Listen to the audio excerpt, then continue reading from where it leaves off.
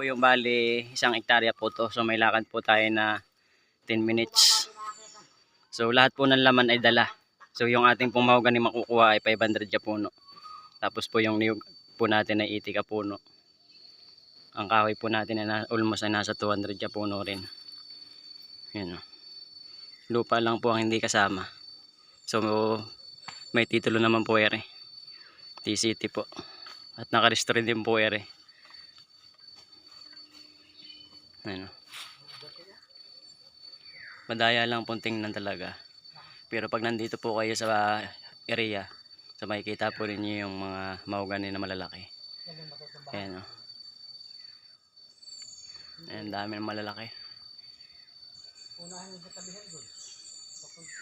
Napakarami po nitong kahoy na pang pwedeng gamitin natin pambahay. Yung pong mahogany, ang daming malalaki. Ayan yung malalaking mahogany, tataas.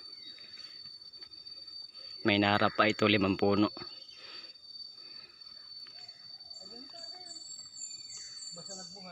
Yan.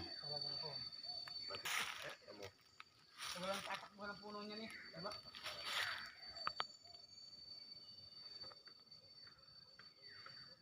Huling na rin ang madami, ano? Oo. Ayan o, kita naman yun yung mga mahogany. Oh, Pampalita lang ito. Stick. laki.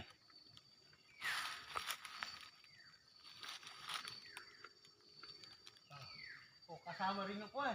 Yung alahaw, ayun o. Taas.